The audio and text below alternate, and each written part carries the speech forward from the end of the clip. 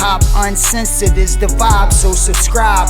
Oh God, driving Sam and riding passenger side. And you heard it will continue, but AI, he put his print on it, and I think it was needed at the time because, the NBA, again, like I said, they was losing some key elements, some key players that was nationwide, and AI, provided that, and they couldn't tamper with that.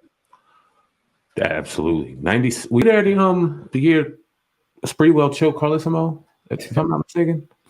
Yeah, I was there. I just got there. I just got traded there from B.J. Armstrong, and it was me and Tony Depp were just talking about that. We had got traded to Golden State for B.J. Armstrong, and actually we was there for about a week and a half. And we just got finished playing the Lakers. This led up to that. We played the Lakers, and the Lakers was kind of handling us pretty easily, I should say. Shaq was coming down with the ball, acting all like he was a point guard, having fun. And then P.J. took Sprewell, called timeout, and took Sprewell out. And Spree just walked past the bench and said, "Man, this is a fucking joke. Fucking joke." And then it escalated from there. And then we got back the next day to practice. We felt like everything's done, so we in practice. And then that's when me and Spree on one end, we doing that little rapid fire shooting, Spree passing me the ball. And then PJ came down and said, Spree, put something on the pass to Moggsy. And me and Spree looked at each other like, what are you talking about? We don't know what's going on.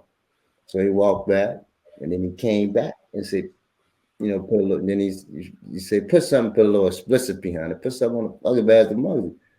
We looked at the Spree just looked like, I guess he had enough. I guess it's been building up more or whatever it was.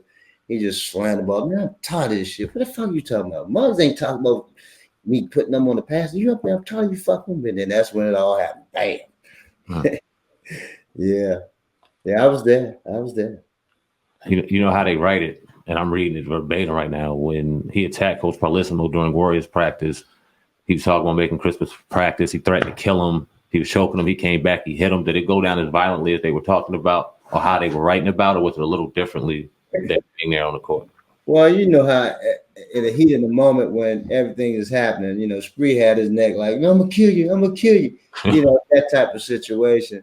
And PJ just had his hands down, and PJ never moved his hands up for nothing. He just had his hands down, and any white person gonna turn red.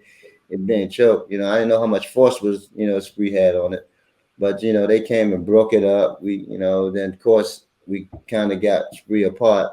He went out the door, and then we kind of brought it in, called it in, and said we want to practice. We want to continue practice. Like, yeah, man, we want to continue practice. That's what Coach brought us in. We just lost by 40. Yeah, we want to continue practice. Right. We brought it in and broke up and went back to. Doing that little rapid fire shooting and so forth. 3-4 minutes later, Spree come busting back in the gym trying to get the coach, and there was I'm gonna get you, and then of course we grabbed him and got him back out. And as he was going out the door, it was funny to me. He like, "I'm gonna kill you then," and I'm gonna wear my fucking shoes. And I'm like, "What are you talking about? His shoes?" And he looked down, and I guess he lost his shoe.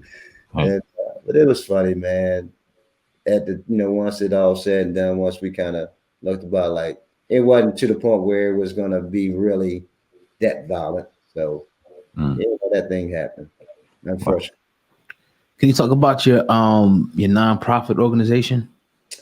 Oh, my Moggsy Bogues Family Foundation. It's a mission foundation that me and my daughter decided to open back up. My mom's had really initially started back in 99, but when she passed away in 01, I kind of shut it down and got a little despondent behind it. But my daughter, she kind of got me fired up about it.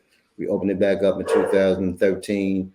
We kind of focused mainly on scholarships, vocational aspiration kids who have the means to go to 2-year universities or a 4-year university, but trying to keep them on that vocational level, because a lot of kids reaching for the IT kids, and not a lot of resources handed down to the vocational type of students who looking to continue to benefit with welding, with roofing and electrician and so forth, handwork. So we kind of open resources for them. And then also we have a component to where we feed the families. We got a 30 for 30 campaign going on right now in February, where we're going to feed 30 families 3 meals a day, 3 meals a day during 3 days a week.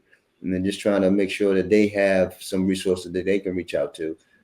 Because during this time, we know with the pandemic, the crisis that created a lot of negative things out there where people can't, pay their bills, can't eat and so forth. So we're just trying to give them resources where they can, reach out to where they can be part of. And me and my daughter's been doing this ever since 2013. And now we deep in it in 2021. We just hired a new executive director in Terry Albanese, and she's been fantastic. I mean, she's really been spearheading structure-wise, getting us to the point to where we'll be able to have grants and so forth, and to be able to have more scholarships opportunity for these kids.